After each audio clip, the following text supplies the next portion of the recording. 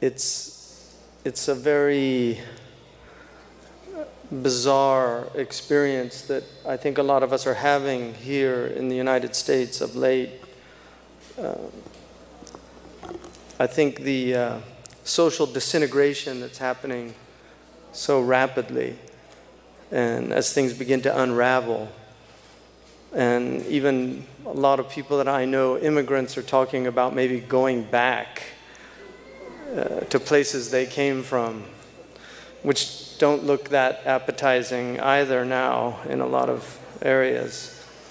But one of the things about Muslim countries, even when things break down, people really do recognize the word brother and sister. Like, that word actually means something in many, many places around the world. And I've experienced the beauty of that word, not so much as it's articulated, ya akhi, but the real lived experience of somebody treating you like a brother or like a sister. I was thinking a lot about united against poverty. I actually think it'd be better if we were united against wealth. Because I've actually lived in the poorest countries in the world. I mean, literally the poorest. Like, I was in Niger, I was in Mali, I was in Mauritania. I lived in a place in Mauritania where the rich people had all of their possessions in one box, and the poor people didn't have a box. I mean, really. And my own teacher, Marab Tarhaj, may Allah preserve him, he was actually considered relatively wealthy because he had a few cows that were milked every day, and that's where they drank their milk. The milk in Tuemrat is organic milk. It's not pasteurized, homogenized. It's not 1% or zero fat. It's just right out of the udder. So what I noted about living in the poorest places, and I literally lived in a shanty town. I mean, a complete, like, open sewage. The houses were made out of Chinese tea boxes, literally, that were disassembled from tea boxes, and that's how they made their houses. And I lived with a man, Al-Maqari, from the Masuma clan, in his little hut made out of tea cartons. And these were some of the richest people I have ever known. They were rich in community. They were rich in culture. They were people that could quote the greatest Arabic poetry ever written. Most of them memorized the Quran by heart. And for entertainment, they would discuss grammatical points. These were really rich people. They were not impoverished, unless you want to identify poverty as material poverty. And I'm not really against material poverty, but I'm very much against cultural and spiritual poverty. Because I think what's happening in this country is we are the most culturally and spiritually impoverished nation in the world. The fact that the #1 best-selling novel right now is a pornographic novel of no literary merit, according to the critics that have read it. But this is what's happening in America. Every airport I've been to has a whole row of these novels just lined up for people just to devour them off the shelves. That is poverty. It's poverty not to have, if you're from this culture, it's poverty not to have ever read Melville, so that when somebody like Chris Hedges can tell you about the Pequod or Ahab's quest, you don't have any cultural references to know what that means, despite the fact that even the poorest Americans 100 years ago had very often read that book. Because literature is not the property of the wealthy. Historically, literature has actually been the property of the most impoverished people. Some of the greatest writers were impoverished people. Read the life of Edgar Allan Poe, somebody constantly in debt, a drug addict, dealing with the despair of living in the United States at that time, and a lot of his literature is about that, those aspects. Dostoevsky. Read about their lives, and yet they produced this great body of literature because they were not culturally impoverished. They may have been materially impoverished, but they were not culturally impoverished. One of the most celebrated authors, one of the most celebrated artists in Western tradition is Van Gogh, and he was a completely impoverished person, supported by his brother, never sold a painting during his own lifetime. Another very tortured person, but somebody who had a richness of vision that people are still entranced by his paintings. So I think that a lot of what's happening in this country is actually from luxuria. It's actually from, luxuria used to be one of the 7 deadly sins. That's the Latin term for lust, luxuria, gluttony and lust. That we're a surfeited culture. We're too full. There's too much. When people talk about the 99 and the 1%, we're 5% of the world's population, and we're devouring most of the world's natural resources.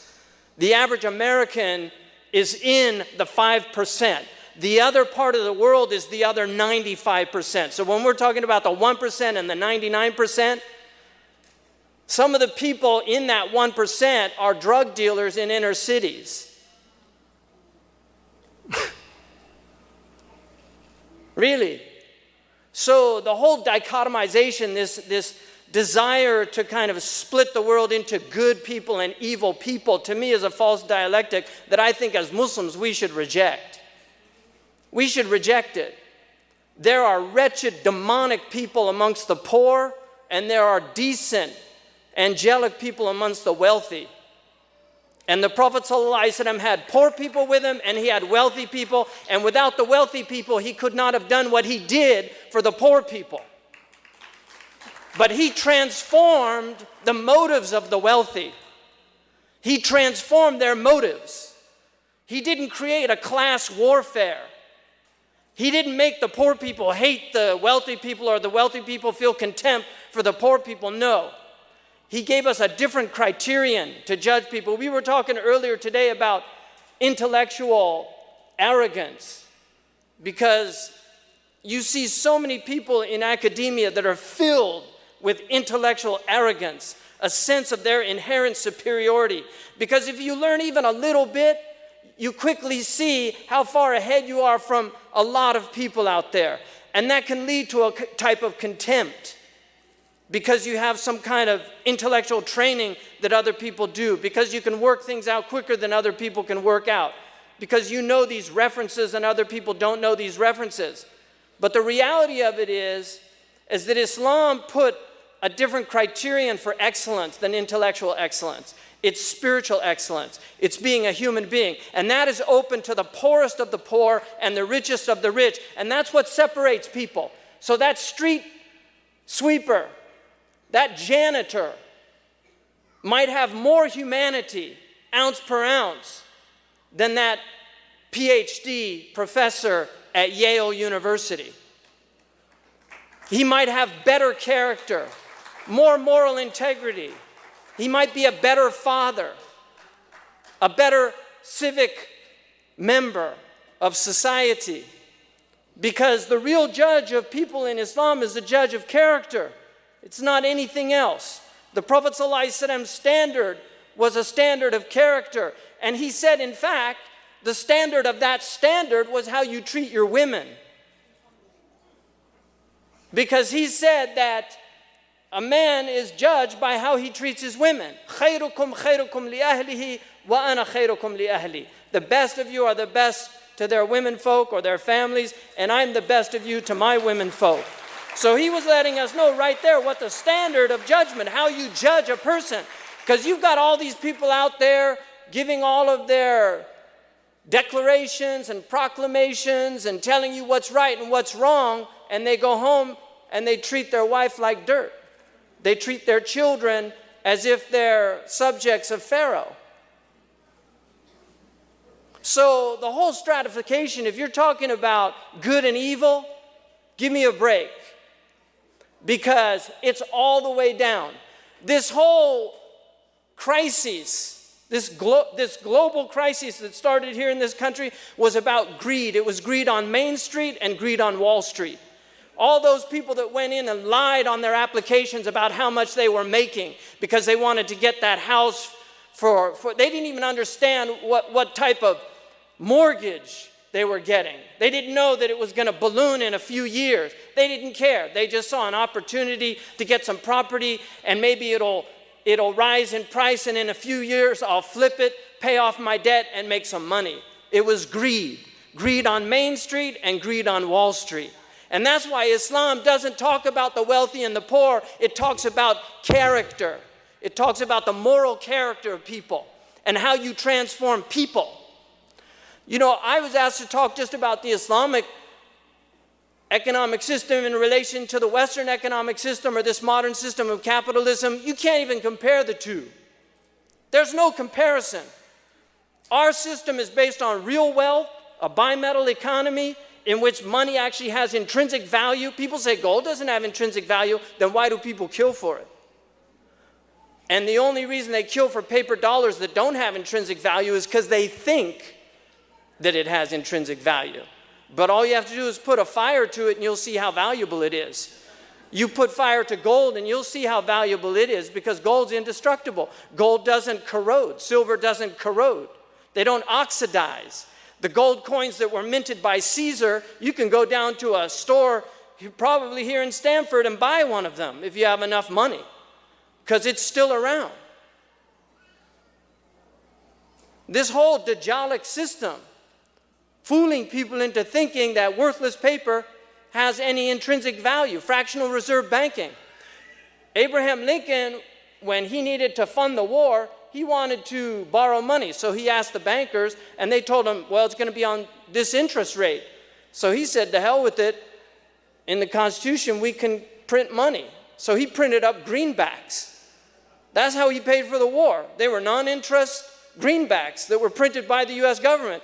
Then why today are we borrowing money from a private bank and paying them interest, and the interest now represents 25% of the national debt because the bankers run the situation. They wrote the laws. They wrote the laws. And people don't know this because they're no longer educated. And if you want to know why it's getting so bad out there, it's very plain and simple. Because we have ignorant people. We have an ignorant population. And when you have ignorant populations, then you need more and more draconian measures for social control. And this is the history of the world. You just read about it in your history books, and you'll see the same tactics are used to control ignorant people. Educated people are the dangerous ones. It's not ignorant people. You can control ignorant people. Seriously, they're not hard to control. Bread and circus is one way. That's the old-fashioned way. Now it's MTV and McDonald's. That's just a modern version of pan et circus. That's what the Romans used. But it's the same game. You look at what they're devouring on their... Look at the cultural impoverishment of this society. You know, people aren't hungry in this society. They're starving to death. They're starving to death. And they're starving to death even though they're overeating. The reason that they have to eat more and more is because there's no nutrients in the food. So you're wondering why they're all getting bigger and bigger out there? Because the more they eat, the hungrier they feel. They're not satiated. All you have to do, come to California and we'll give them a real meal like brown rice and tofu, and you'll see how quick they're hungry. They won't be hungry. If you eat a real meal, you go and eat, the Indians eat dal. You don't see fat Indians down in those villages. Because they eat dal, they eat real food. They're eating real bread that they cook with their own hands, chapatis. They're eating chapatis and they're eating dal. And they have better nutrition than all these people out here. They have better nutrition. But when you go up into that 1%, you know what they're eating? They're eating dal and handmade chapatis. Really, they're eating the same stuff the poorest people are eating in a lot of these countries. Go to Malaysia and you see how poor people eat. They're eating real vegetables that they grew. Pakistanis in this country, I know a lot of you know this. Your grandmothers, when they got here, the first thing they did was went in the backyard and started a garden. They grow their own tomatoes to put in their curries because that's just the way they did it. In this country, you used to have what were called victory gardens in World War II. They told people to grow your own gardens. Now, people don't even know what a vegetable is. The closest thing they get to it is a French fries. Really, or pizza. It's because it's got some red under there. I think that's from a vegetable. See, they don't know what vegetables are. Most kids now in the schools can't identify a lot of the vegetables.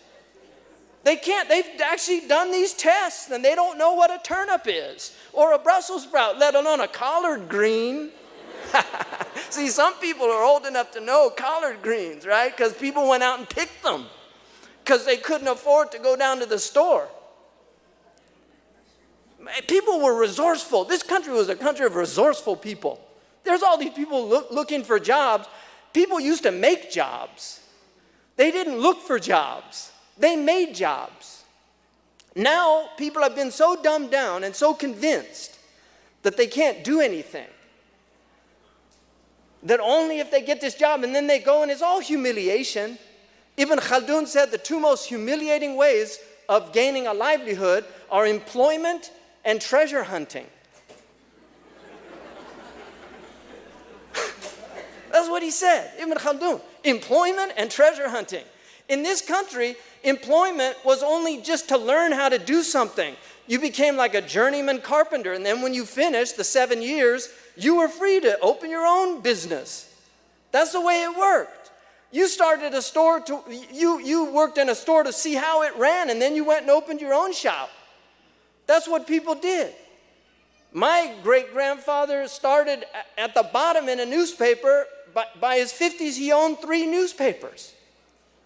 Because that's the way America was. It was about entrepreneurial tradition of people elevating people. Not everybody was in that.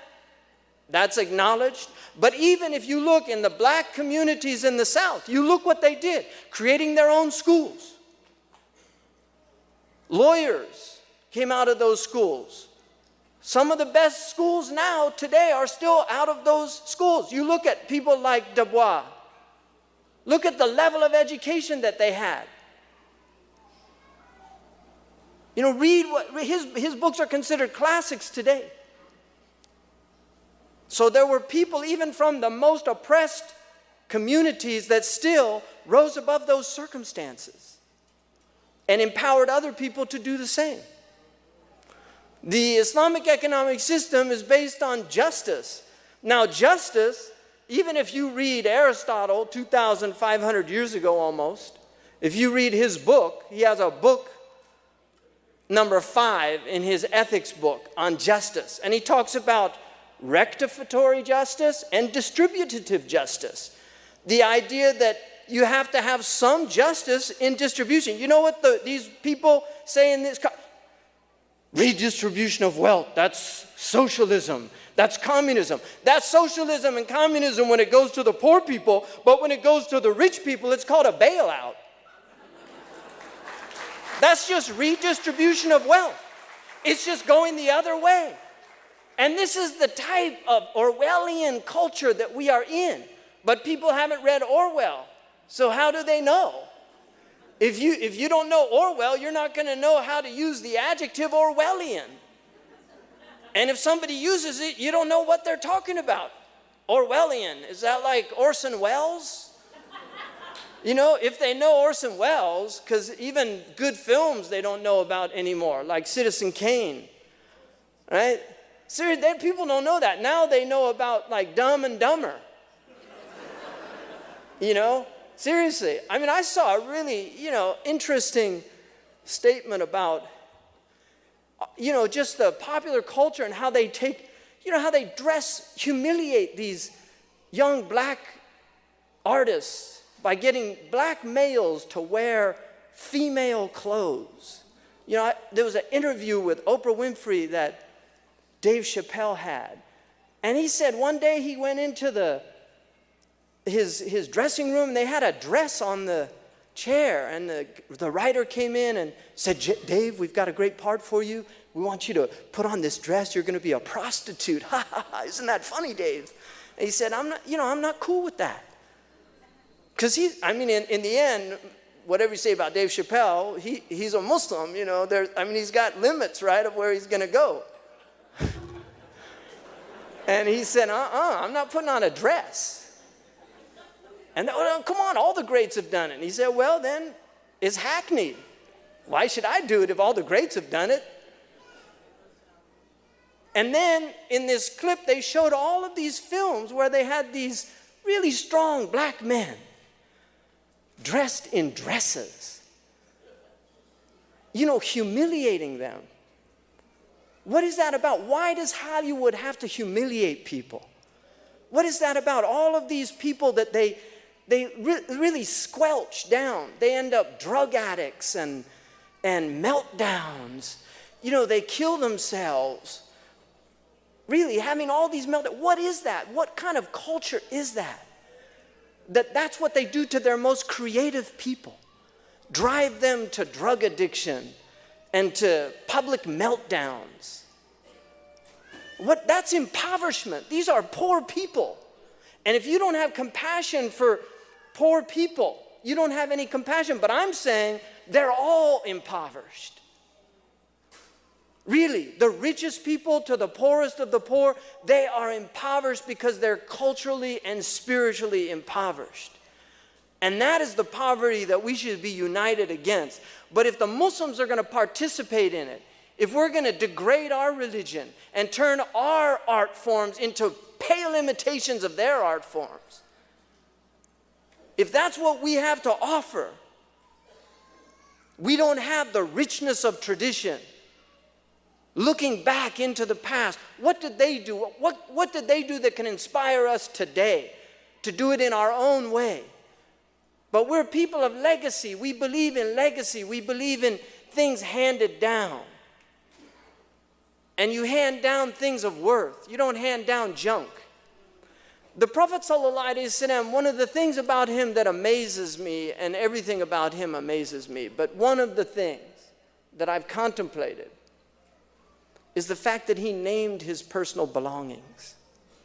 And what I realized about that, in my estimation, wallahu ta'ala a'lam, is that he was honoring goods that enhance our lives. He had a name for his comb. He had a name for his turban. He only had a handful of things in his life. If you actually took all of the possessions that he had, they would fit into a very small box. But he named them because they were meaningful things to him. We live in a society that gives stuff no meaning. It's not only nameless, it's discarded as fast as people buy it. We have engineered obsolescence. Things aren't built to last. If you want an idea, because I'll be your first customer. I have an idea, like I want a shop called Till Death Do Us Part. Things for people that want things that last. Because when I was a kid, if you bought something, it lasted. I used to brush leaves because my grandfather had a cattle ranch, and we had to go up, and he would always put us to work because he was old school, and that's what he thought you should do to kids. Because they put him to work when he was 6 years old. He was selling bubble gum on Market Street in San Francisco, California in 1899. So that was what he would do. So we'd be just pushing brooms, and there'd always be a treat at the end. We could go ride a horse or something. But the brooms that I was pushing when I was 5 years old, they were the same brooms I was pushing when I was 15. Because they were built to last. Now you go and you buy a broom and you sweep your sidewalk 3 times and it's broken. And then they tell you, well, it's cheaper to just buy a new one. That's what they tell you now. It's just cheaper to buy a new one. We have to reject this whole culture of consumption. We have to reject it. The Islamic tradition, if you look now, the wealth in this country, 40% of the wealth is not an economy of goods and services. That is the old American economy. It was an economy of goods and services. You produced things, you sold things, or you did things for people. Like you hired a carpenter, and he would do something for you, or your mechanic. So goods and services. Now it's financial instruments. It's making money off of money. This is the economy of America. And it's an economy that takes wealth away from the middle people and increasingly to the upper echelons. There's a Wall Street Journal op-ed writer who's been covering the wealthiest people. He wrote a book called Richistan. Richistan, like Pakistan, but it's where rich people live. There's some rich people in Pakistan, trust me. Because if you want to talk about wealth moving up, right? But he wrote a book called Richistan, and what he shows in that book, he had lower Richistan, middle Richistan, and upper Richistan. And then in upper Richistan, he had a town called Billionaireville, a population of 1,230 people. Those are the people that are billionaires. They have half of the wealth of 3 billion people on the planet. Half. 8 trillion people, $8 trillion, half of that goes to 1,230 people, and the other half goes to 3 billion people. You think about that. The inequity that exists today on this planet, and we're part of it. And I'm going to just tell you a few things, and I'll close out with this. I'll tell you a few things. One, historically, the Muslims had something in that, when a merchant comes into town, you don't have to ask where they got their goods from. This is what the fuqaha taught, that there's bara'a and asliya, and if it's a halal thing to purchase, you don't, لا تسألوا عن أشياء تبدى لكم تسؤكم. Don't ask about things if you find out it's, So if somebody comes in, he's a merchant, you don't ask where he got it. You can buy it if it's halal. That's traditionally how they viewed it. I think in societies where most wealth acquisition was relatively just, that's fine. I personally don't agree with that opinion today for things that we know about and that we're able to do something about. And the single most important thing, I think, to deal with the impoverished conditions that we're living in this country is to begin to empower people to take back their communities. We have to make our own clothes, stop buying clothes that were made in sweatshops. We have to, this is what we have to do. We have to reestablish family as the central, most important unit of a society, because Islam is about preservation of family. It's one of the 6 fundamentals, preservation of family. If you look now in the inner cities at the disintegration of the family, because if you take the father out of fatherhood, if you take the father out of motherhood, if you take the brother out of brotherhood and the sister out of sisterhood, what do you have left? You have the hood. That's all you've got left. That's it. And people cannot survive in those conditions. They will die. Camden, New Jersey, Chris Hedges wrote a whole section on his book, The Empire of Illusion, about that town. They're going to dismantle the police force in Camden. They don't have money, so they're just going to regionalize it. Highest crime rate in America. Just leave the poor people there. There's children on the streets. Doesn't matter. Because these are throwaway people.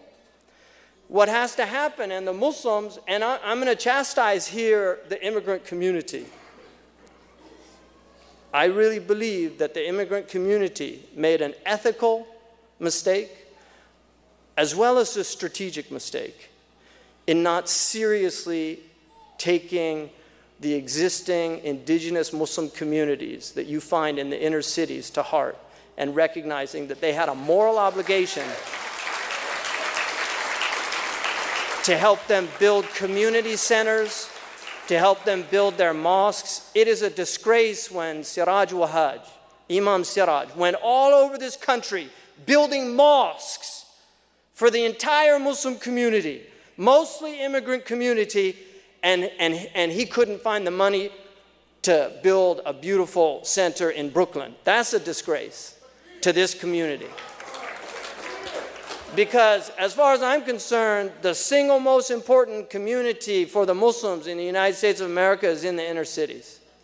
It is the single most important. And I'm not saying this gratuitously. I'm saying this from my heart. It's the opinion of Dr. Khalid Blankenship, who I consider one of the most brilliant Muslim scholars that we have, not just in the United States, but on the globe. And he has said that to me many times. So we have to be real about helping these communities. We want to get the best and the brightest, give them scholarships so that they can give back. We don't want the migration up, right? This is what happened with the black middle class and upper middle class. They just moved up and they didn't pick anybody else up with them. And now they're completely alienated, and you have completely separate African American communities in the United States that can't relate to each other. Right? And the situation is so bad in places like East Oakland. Really, it's so bad. And it's right next door. It's right next door.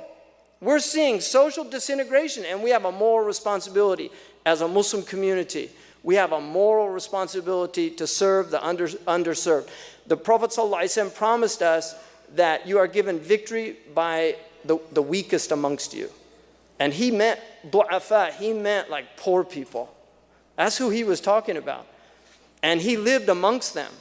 And Allah commanded him to be patient with the poorest of people who call on their Lord in the morning and in the evening. Be patient with them. Be with them. Don't hang out with the rich people. Hang out with the poor people. That's what he told them.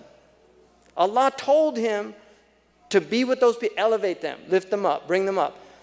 We need to dignify poverty in this country, because poverty in this country is a blemish. It's like something's wrong with you. You're like a moral leper. It's God's got his. This is Protestantism at its worst. This idea somehow that God's grace is when you get lots of money. Matthew 19:21, quoting Christian scripture here.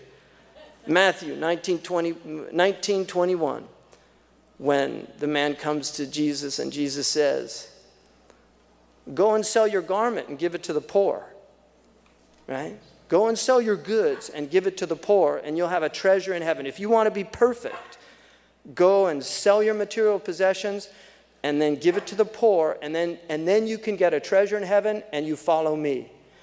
The Catholics took that very seriously, and that's why in the Catholic tradition, the highest thing is to renounce wealth. That's what monks do. They have a vow of chastity, poverty, and obedience. Chastity, poverty, and obedience. All those nuns in those Catholic schools, they were all working for free. They were working for free. The Prophet ﷺ chose poverty over wealth. He was given a choice to be a slave prophet or a king prophet, and he chose to be a slave prophet. He lowered his standard of living so that other standards could be raised up. That's a challenge. That's a moral challenge for people. It's a moral challenge. Wealth is a dangerous thing. Sayyidina Umar, he said, Sayyidina Ali said, halalahu hisab wa haramuhu iqab. What's halal from wealth, the permitted, is a severe reckoning, and what's haram is a chastisement. And that's why the zuhad, in all the books they say this, the people of zuhud, the people that give up wealth, a'qalu nas, they're the most rational, intelligent people. We have to lower our standards of living. Really, because we're living on a planet right now that's in peril because of all this wealth acquisition, all this greed, because that's the fundamental problem. It's about tama'. It's just wanting more. When is enough enough? You know, if you watch any program, you watch any of these animal shows, you know those animal programs? I was once in West Africa with an Egyptian American from New York, and we were in a Jeep out in the middle of the Sahara, and he saw all of these wild animals. He said, man, this is just like the Nature Channel. I said, no. The Nature Channel is like this. Yeah, you got it wrong. Right? But if you watch those programs, when the lion gets the zebra, watch the other zebras. You watch them. Because they're all running, but right when that lion gets the zebra, they all stop and they go back to eating. Because they know, Harvey's gone. The lion got his lunch. It's over. But the lion will not eat the whole flock. Because the lion has a limit, a natural limit. Aristotle said man is the only one that has no natural limits. Inna al-insana la yatgha ar-ra'ahu istaghna. Surely man goes to excess when he deems himself wealthy. When he deems himself wealthy. Allah is the wealthy and we are the poor. Assalamu alaikum.